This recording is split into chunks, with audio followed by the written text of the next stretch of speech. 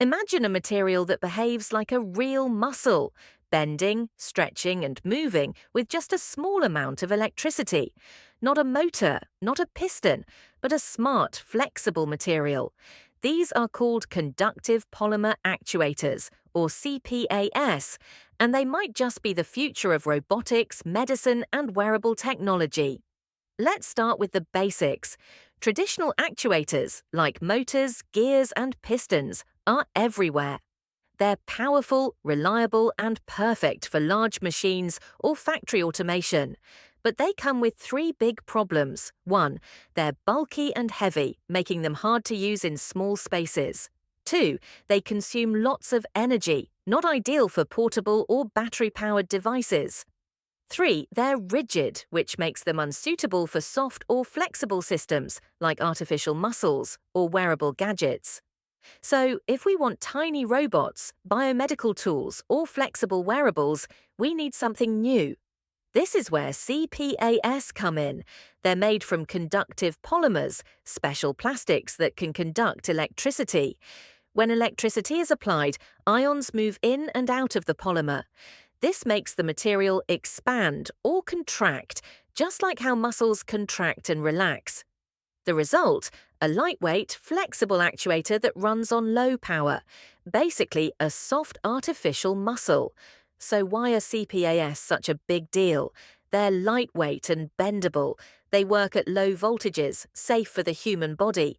They can deform a lot, making natural muscle-like movements. They work in wet environments, like inside the body, and they can be scaled, from tiny micro-actuators to larger devices. In other words, they do what traditional motors can't. There are three main materials used for CPAs. Polypyrrole, PPY, behaves a lot like natural muscle, but it's less stable over long use. Polyaniline, PANI, cheap and easy to make, but its performance depends on the environment. PEDOT, especially PEDOT PSS, the star of the show. It's stable, very conductive, and perfect for flexible electronics. Each material has strengths and weaknesses, but together they give scientists a toolkit for designing different kinds of soft actuators. So where are CPAS actually useful? Medicine, artificial muscles, tiny surgical tools, and devices that can handle single cells. Microsystems, lab-on-a-chip devices that move tiny particles or liquids.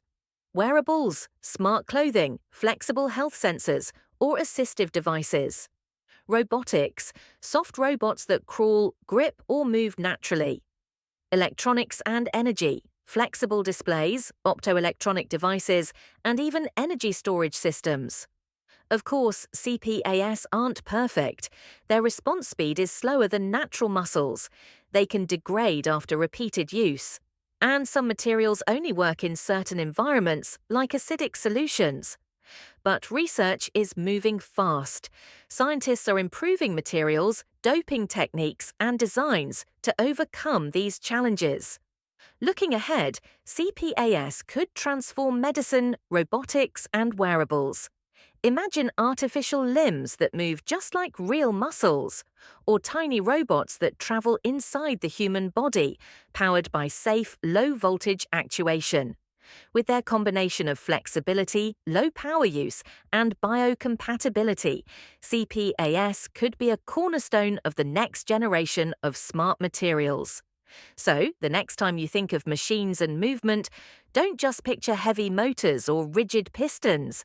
Think of soft, flexible, plastic-like muscles that bring machines closer to biology. Conductive polymer actuators aren't science fiction anymore. They're the building blocks of future medicine, robotics, and wearable technology.